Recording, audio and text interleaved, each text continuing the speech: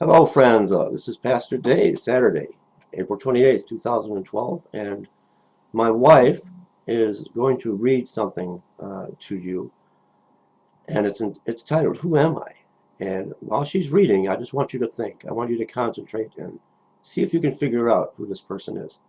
And here's my wife, Christy. She doesn't like to be on camera, but here she is. Who am I? I was born in one country, raised in another. My father was born in another country. I was not his only child. He fathered several children with numerous women. I became very close to my mother, as my father showed no interest in me. My mother died at an early age from cancer. Later in life, questions arose over my real name. My birth records were sketchy, and no one was able to produce a legitimate, reliable birth certificate. I grew up practicing one faith, but converted to Christianity, as it was widely accepted in my country, but I practiced non-traditional beliefs and didn't follow Christianity except in the public eye under scrutiny. I worked and lived among lower-class people as a young adult, disguising myself as someone who really cared about them. That was before I decided it was time to get serious about life, and I embarked on a new career. I wrote a book about my struggles growing up. It was clear to those who read my memoirs that I had difficulties accepting that my father abandoned me as a child. I became active in local politics in my 30s. Then, with help from behind the scenes, I literally burst onto the scene as a candidate for national office in my 40s. They said I had a gold tongue and could talk to anyone and motivate them. That reinforced my conceit.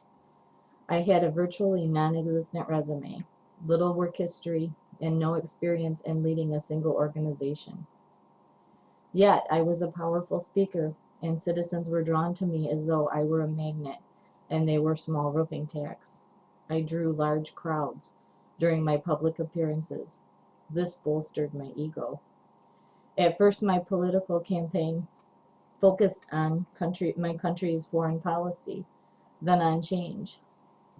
I was very critical of my country and more, and seized every opportunity to bash my country. But what launched my rise to national prominence were my views on the country's economy and the need for change. I pretended to have a really good plan on how we could do better and how every poor person would be fed and housed for free.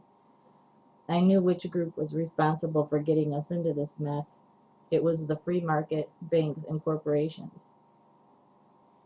I, just start, I decided to start making citizens hate these institutions, and if they were envious of others who did well, the plan was clinched tight.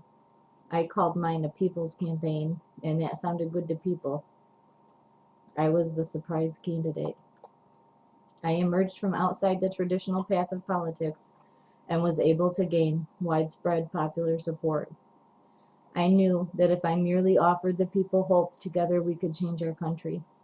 So I started to make my speeches sound like they were on behalf of the downtrodden, poor, ignorant, to include persecuted minorities. My true views were not widely known, and I kept them under my hat until after I became my nation's leader. I had to carefully guard reality, as nobody could have found out who and what I really believed in if they had simply read my writings and examined those people I associated with. I'm glad they didn't, as I became the most powerful man in the world, and the world learned the truth. Who am I? All right, friends. Do you have any idea who my wife Christy could be talking about? I know you've been thinking as she's been reading. Now, who fits this description that she just presented to you? Do you want to tell them, Christy, or do you want me to tell them? It was Adolf Hitler. Adolf Hitler. Leave me comments. Leave Christy comments. God bless everyone. God bless.